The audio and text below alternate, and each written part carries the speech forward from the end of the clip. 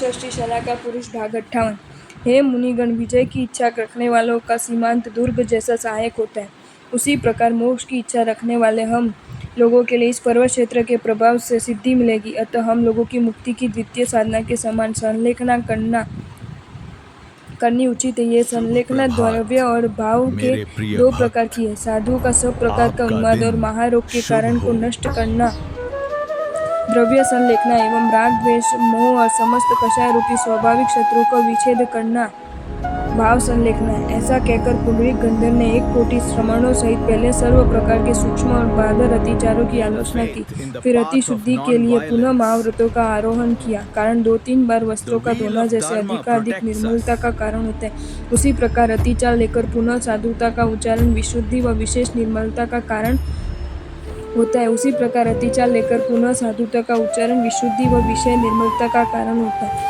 सर्वजीवी मुझे क्षमा करे, मैं भी सबको क्षमा करता हूँ। समस्त जीवों में से मेरी मैत्री और वैर किसी से नहीं। ऐसा ज्ञान कहकर की आगार प्राप्ति रहित के और लिए दुष्कर जीवन का अंतिम शांति अनशन व्रत और उन्होंने तपस्या आवश्यक समस्त है। मुनियों सहित ग्रहण किया। शपथ श्रेणी पर चढ़ते हुए उन पराक्रमी पुंडरीक गंधर्व के समस्त घाती कर्म जीर्ण रस्सी की तरह क्षय हो गए।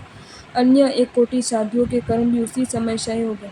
कारण तप सभी के लिए एक सा ही फलदायी होता है। 1 मास की संलेखना के अंतिम दिन चैत्र मास की पूर्णिमा को पुंडरीक गंधर्व को केवल ज्ञान प्राप्त हुआ। तदुपरांत अन्य सभी मुनिवरों को भी केवल ज्ञान प्राप्त हो गया। शुक्ल ध्यान के चतुर्थ पद पर स्थित उन प्रयोगी केवलियों के अप्रविष्ट अघाती कर्मों को भी नष्ट कर मोक्ष पद प्राप्त किया। उसी समय स्वर्ग से देवताओं ने आकर मरु देवी माता की तरह भक्ति पूर्वक उनका मोक्ष गमन उत्सव किया। भगवान ऋषभ जिस प्रकार प्रथम तीर्थंकर हुए, उसी प्रकार ये पर्वत भी उसी समय से प्रथम तीर्थ रूप बना। जहाँ एक साधु भी शुद्ध होता है, वह स्थान पवित्र तीर्थ बन जाता है। फिर वहाँ जहाँ 1,000,000 मुनि सिद्ध कर हुए, उसकी पवित्रता और उत्कृष्टता के संबंध में तो कहना ही क्या है। राजा भरत ने इस शत्रुंजय पर्वत पर मेरु पर्वत के शिखर से स्पर्धा करने वाला रत्नशिला में एक चैत्य निर्मित करवाया। उसमें अंतःकरण में जिस प्रकार चेतना रहती है, उसी प्रकार पुंडरीक की प्रतिमा सहित भगवान ऋषभ देव की प्रतिमा स्थापित की।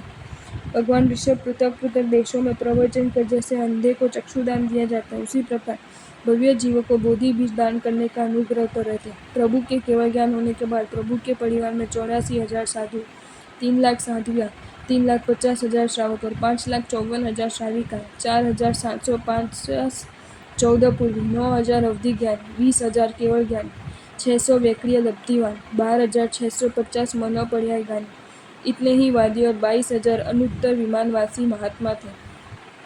प्रभु ने व्यवहार से जैसे प्रजा की स्थापना की थी, उसी प्रकार धर्म मार्ग और चतुर्विध संघ की भी स्थापना की।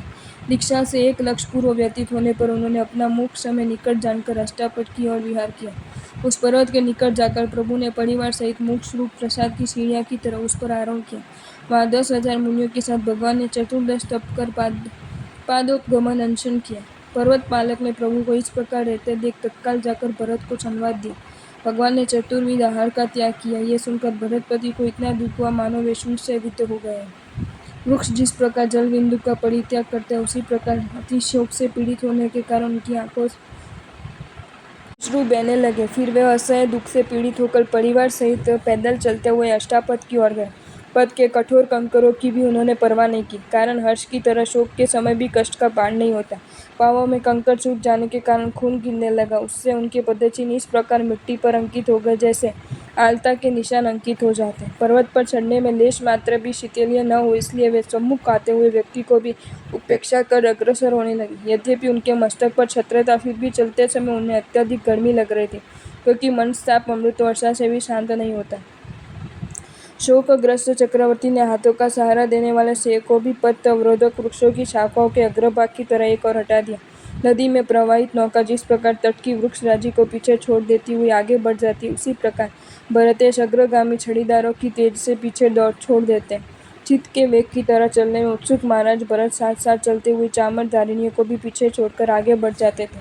शीघ्रतापूर्वक चलने के कारण वृक्षों से आहत मुक्तामाल्य छिन्न भिन्न हो गई है, ये भी वे नहीं जान सके। उनका मन प्रभु ध्यान में लीन था, अतः पार्श्व स्थित गिरिपालक को भी छड़ीदार द्वारा बुलवाया और उससे प्रभु की खबर पूछने लगे। ध्यान लीन योगी की तरह भरत ने कुछ देख रहे थे न कुछ सुन रहे थे, वे केवल प्रभु का ध्यान कर रहे थे। वेग ने मानव पथ कम कर दिया हो, इस प्रकार वे क्षण भर में अष्टापद के निकट पहुंचे। साधारण मनुष्य की तरह पैदल चलकर आने पर भी परिश्रम की परवाह न कर चक्री ने अष्टापद पर्वत पर आरोहण किया।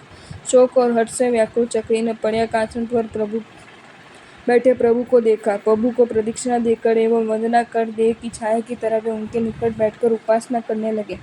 प्रभु का ऐसा प्रभाव है, फिर भी इंद्र मेरे ऊपर बैठा हुआ है, ये सोचकर मानो इंद्र का सिंहासन कांपने लगा। अवधि ज्ञान के आसन के कांपने का कारण अवगत कर 64 इंद्र उस समय प्रभु के निकट आए। जगतपति को शुभ प्रदक्षिणा देकर प्रभात दुखित मन से मेरे प्रिय प्रभु के पास इस भक्त, प्रकार निश्चल होकर बैठ गए आपका मानो वे दिन चित्र लिखित मात्र शुभ है। हो।